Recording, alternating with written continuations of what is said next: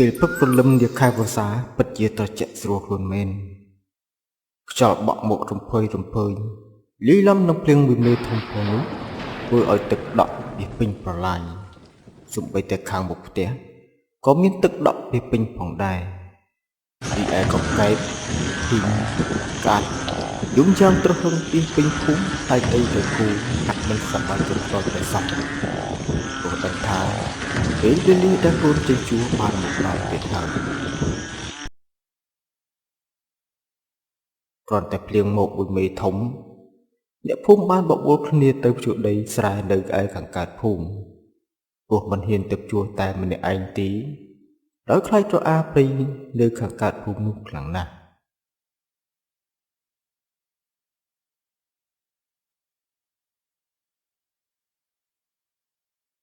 ព្រលឹមសាងស្រាងបានមកដល់មិនតាន់ជ្រុតមួយផងអ្នកភូមិខ្លះងើបតាំងពីម៉ោង 5 ទៀបភ្លឺដែលផ្ទះខ្លះមានដាំបាយផ្ទះខ្លះមានអាំងត្រីហើយផ្ទះខ្លះទៀតកំពុងដុតប្រោះវាដែលមានក្លិនឈ្ងុយឆ្ងប់ពីពេញភូមិតែម្ដងលោកបរទេសមកដល់ក្នុងព្រៃដូចមានអារម្មណ៍ចម្លែកម្នាក់លាក់ទុកនៅក្នុងចិត្តមិនហ៊ាននិយាយអ្វីទេព្រោះខ្យល់ធ្លាក់ហាក់ដូចខុសពីរាល់ដងបក់មកស្ទើរតែរលំដើមឈើទៅហើយមិនតែប៉ុណ្ណោះ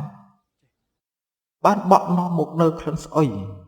ដូចជាក្លិនខ្មោចស្លាប់អញ្ចឹងតែគ្រប់គ្នាគិតថាមានឆ្កែចចកឬជ្រូកព្រៃស្លាប់ហើយមើលទៅតាមផ្លូវវិញមានក្រឡុកធំកប់កង់រទេះតែសារតែរទេះស្រាលមិនមានដឹកអ្វីក្រៅពីញ៉ាំគល់ចំក្រានអស់និងបាយសំណុំមើលទៅមុខមានផ្សែងហុយពីពេញទាំងព្រៃដែលជាចំហាយទឹកភ្លៀងដែលបានបក់ដោយសារខ្យល់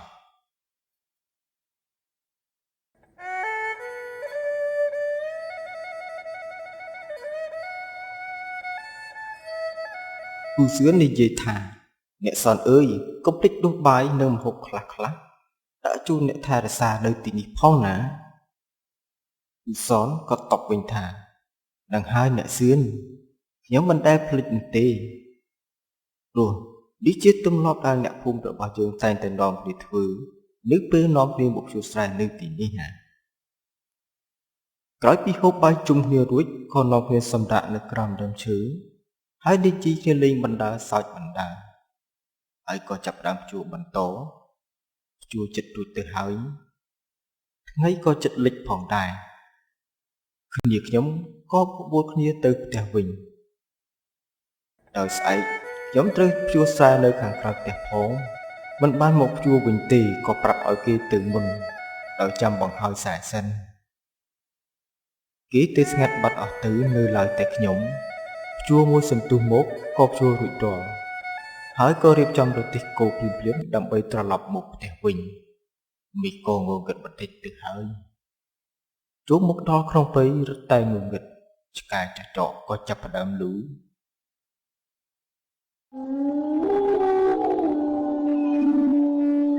ក្នុងចិត្តខ្លាចមានចោរផងខ្លាចមានសត្វសាហាវផងនិងខ្លាចមានខ្មោចលងផងអន់សន់អស់ហើយខ្មោចតាខ្មោចយីឲ្យជួយការពារឲ្យឆាប់មកដល់ផ្ទះពេលមកដល់ចុងព្រៃទៅហើយខ្ញុំស្រាប់តែប្រទះឃើញរទេះគោមួយទុកចោលនៅតាមដងផ្លូវដូចជាមានគេបោះចោលអញ្ចឹងខ្ញុំមិនហ៊ានឈប់មើលនោះទេព្រោះបន់ឲ្យតែទៅដល់ផ្ទះឆាប់ចំណែកឯគោរបស់ខ្ញុំហាក់ទទួលបានអារម្មណ៍ចម្លែកដោយវាដើរស្រាប់តែវាឈប់មិនទៅមុខសោះដល់ពេលវាទៅមុខស្រាប់តែបល់យកតែម្ដងពេលនោះខ្ញុំមានអារម្មណ៍យើងធូរចិត្តបន្តិចលឺរទេះគោមកពីខាងក្រោយអមដោយសំឡេងលេងគោតែខ្ញុំចេះតែឆ្ងល់ហើយអ្វីបានជាគោរបស់ខ្ញុំបល់មិនចេះឈប់អញ្ចឹង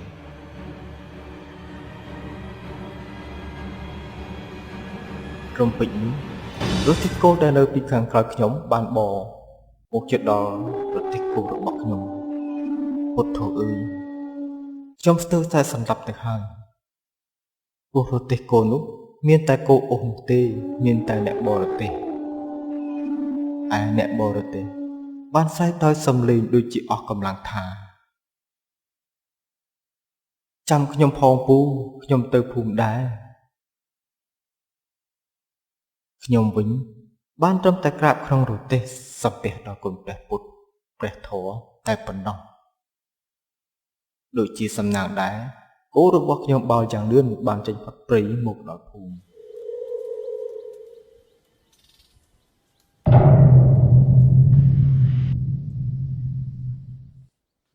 គ្រាន់តែមកដល់មិនតាន់បាននិយាយរឿងដែលខ្ញុំបានជួបប្រទះប្រាប់ប្រពន្ធខ្ញុំផងស្រាប់តែនាងនិយាយថាមានបុរសម្នាក់នៅភូមិខាងជើងត្រូវបានចោរប្លន់សម្លាប់នៅក្នុងព្រៃនោះកាលពី 3-4 ថ្ងៃមុនគ្រាន់តែយើងនិយាយមកដល់ត្រង់នេះខ្ញុំដឹងច្បាស់ថាក្លិនអាសោចព្រឹកមិញនោះគឺជាក្លិនរបស់សាកសពនោះហើយខ្មោចដែលលងខ្ញុំនោះគឺជាបុរសដែលត្រូវបានគេសម្លាប់នោះដែរលុះព្រឹកឡើងខ្ញុំបានជួបជាមួយអ្នកដែលទៅព្យួរជាមួយគ្នាអ្នកខ្លះមិនជឿនោះទេតែក៏មិនហ៊ានប្រមាថលុះព្រឹកឡើងក៏គ្មានអ្នកណាហ៊ានងើបទៅព្យួរស្រែដោយរាល់ដងនោះទេលុះដល់ថ្ងៃបន្តិចអ្នកភូមិបានហៅអាចារ្យទៅរកសាកសពនោះដើម្បីយកមកបូជាតាមសាសនាគ្រាន់តែចូលទៅដល់ក្នុងព្រៃធំក្លិនយ៉ាងអាសោចកាន់តែខ្លាំងឡើងដោយសារតែក្លិននោះទើបធ្វើឲ្យក្រុមអាចារ្យរកសាកសពយ៉ាងងាយស្រួលហើយសាកសពនោះមានបំណែកខ្លះបានបំបែកចេញពីខ្លួនដូចជាដៃត្រូវបានចេញពីខ្លួនហើយនៅជិតនោះមានតែរទេះគោប៉ុណ្ណោះរទេះគោនោះគឺដូចរទេះគោដែលបានលងបន្លាចខ្ញុំកាលពីយប់នោះអញ្ចឹង